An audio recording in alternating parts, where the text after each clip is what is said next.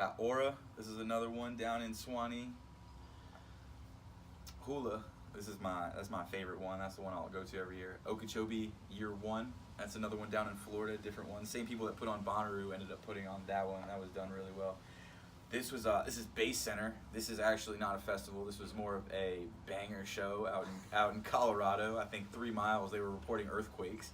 That was a Nectar show. My name is Jared Toback. I am originally from Baltimore, Maryland. Technically Elkridge is a little town right outside of Baltimore. I moved down here to go to school to UNCW about 9 years ago now, in 2009 I guess it was.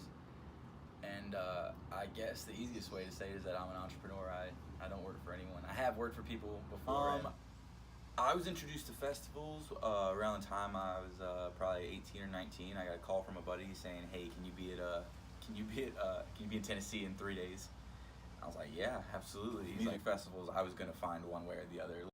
Luckily, I had a buddy who had some of the similar interests as I did, and ever since then, I've been going constantly, man. I love it. Music is one of the reasons that motivates me to travel. Most of the time I travel, it's to see live music. You know, that's the end goal. But I mean, these places, it's definitely a utopia.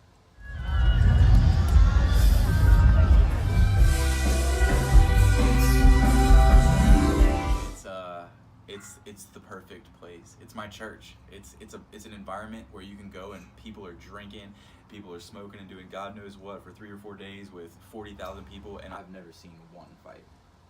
I've met some of the best people that I've ever had the pleasure of meeting at these things, seen some of the best music I've ever seen, and you know, when you're at a live venue, some of the things that can happen you just will never hear on a CD. The people that you come in contact with, like I said, they're just some of the most unique and free-spirited people, and they, you know, we all share, I think, a common belief that there is a better way. This is a way that I think people really recharge. I've always thrived inside of a capitalistic environment. I mean, the concept of buying something for $1 and selling it for $2 was always something that was very easy for me. I think from a very early age, I was turned off of the fact of working for somebody else's dream, and the fact that you were such an expendable part of that machine, whatever machine that they were running. I promised I would never do it again. So I have a bunch of hobbies that I've picked up from a bunch of really talented people. I like to read.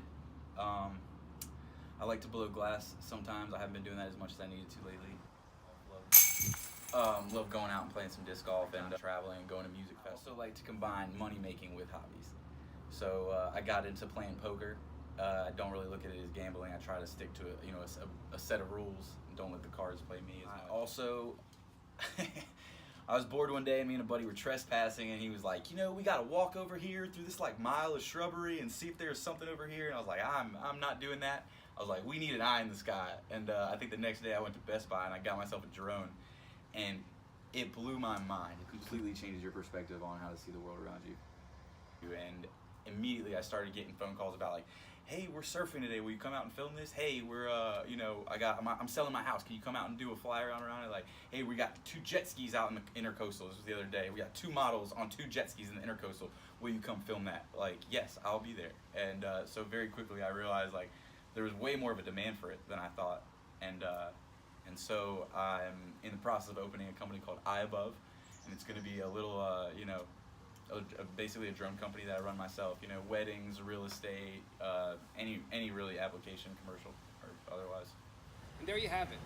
Reasons why to love music festivals and tips and tricks on how to get there. I'm Alex Da Silva. Back to you in the studio.